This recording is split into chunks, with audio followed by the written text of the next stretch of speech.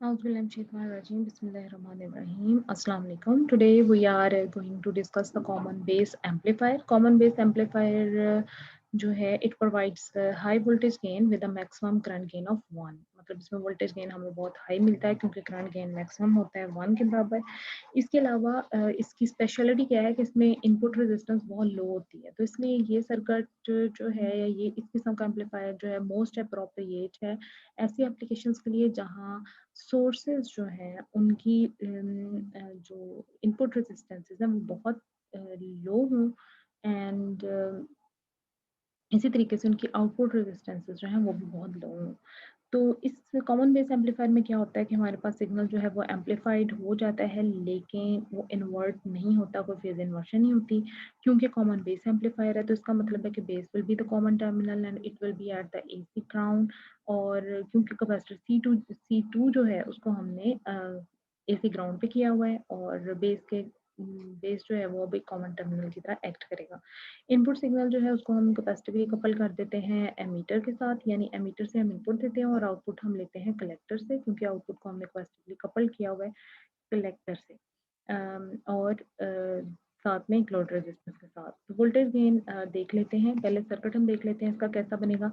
ये देखें कि ये जो आपके पास इनपुट था उसको हमने कॉमन ग्राउंड कर दिया, बेस को हमने कॉमनली ग्राउंड कर दिया C2 को AC ग्राउंड करने के साथ, और जो एमीटर है उसके क्रॉस हमने C1 के साथ कपल करके इनपुट दी है और जो आउटपुट है वो हमें मिल रही है कलेक्टर टर्मिनल से जहाँ पर हमने कैपेसिटर C2 के साथ C3 के साथ इसको कपल किया हुआ है और साथ में हमने लोड ली हुई है, इस लोड से हम लेते हैं। और अगर हम इसका इसी इक्विवेलेंट मॉडल बनाना चाहें तो ये देखें जी, इनपुट हम देंगे एमीटर पर, आर ई रेजिस्टेंस यहाँ पर मौजूद है और बी और ई के दरमियान में इंटरनल रेजिस्टेंस मौजूद है। बी को हमने ग्राउंड किया हुआ है, ये हमारे पास आईसी करंट कलेक्टर का मिल रहा है और यहाँ से हमें आर सी के क्रॉस जो है कलेक्टर रेजिस्टेंस के क्रॉस जो है वो आउटपुट मिलेगी, that is R C is equal to the R C parallel to R L. और साथ में आर सी इंटरनल रेजिस्टेंस भी पैरेलल कॉम्बिनेशन में होती है इस आर सी के साथ। तो वोल्टेज गेन हमें कैसे मिलेगा, output voltage divided by input voltage, यानी V out divided by V in. अब आउटपुट हम ले रहे हैं कलेक्टर पर तो वी सी होगा, ये इनपुट हम दे रहे हैं एमीटर से तो वी ई होगा ये। आउटपुट वी सी पर जो हमें मिलेगी that is I C R C, और जो इनपुट हम दे रहे हैं दैट इज आई ई और then R E parallel to R E prime. क्योंकि आर ई की वैल्यू जो है सॉरी आई सी जो है it is nearly equal to I E, तो इसकी जगह आई ई पुट कर देते हैं। अब ये आई ई और ये आई ई कैंसिल आउट हो जाएगा और हमारे पास जो आउटपुट आएगी that will be equal to R C over R E prime parallel to R E. R E जो है ये बहुत बड़ी है as compare to R E के, तो जब हम पैरेलल कम्बिनेशन लेते हैं तो हम 1 ओवर आर ई लेंगे और इसको हम ऐड करेंगे 1 ओवर आर ई प्राइम में। तो अब आप ये देखें कि आर ई जो बड़े वाला है ना, तो जब इसको इन्वर्ट करेंगे तो इसकी वैल्यू बहुत कम आएगी और इसकी वैल्यू ज़्यादा आएगी, तो इसलिए जो आर ई का इफेक्ट है ना वो कैंसिल हो जाएगा और हम इसको निगलेक्ट कर सकेंगे। अगर R E is greater greater than R E prime है तो आर ई ही सिंपली आएगा। तो ये हमारे पास वोल्टेज गेन जो है R C over R E prime की फॉर्म में आ जाएगा, जहाँ पर आर सी जो है this is the parallel combination of collector resistance and load resistance. तो जो गेन एक्सप्रेशन है ये तकरीबन वैसा ही है जैसा कॉमन एमीटर एम्पलीफायर के लिए होता है, बस फेज इन्वर्शन हमें कोई नहीं नजर आ रही है एमीटर टू कलेक्टर। अब इनपुट रेजिस्टेंस हम देख लेते हैं। इनपुट रेजिस्टेंस अब ऑब्वियसली यहाँ पर वही होगी जो एमीटर के क्रॉस जा रही थी। तो अब ये जो इनपुट रेजिस्टेंस है ये हमें मिलेगी V input divided by I input. तो वी इनपुट जो है वो हमारे पास यहाँ पर बराबर है I E into R E prime parallel to R E, इन दोनों के पैरेलल कॉम्बिनेशन के बराबर होगी ये, और डिवाइड हम इसको कर रहे हैं आई ई के साथ क्योंकि इनपुट करंट आई ई है।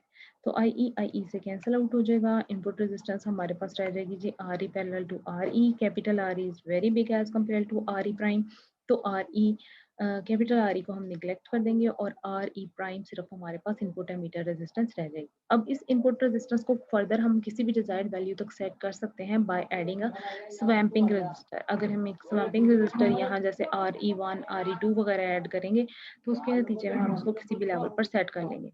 अब आउटपुट रेजिस्टेंस देख लेते हैं। आउटपुट रेजिस्टेंस हमें कलेक्टर के क्रॉस मिलेगी R out that will be equal to nearly equal to R C, क्योंकि ये आर सी जो है ना this will also be parallel to R C prime जो इंटरनल रेजिस्टेंस है। तो ये जो इंटरनल रेजिस्टेंस आर सी है ना वो बहुत ज़्यादा है as compare to R C.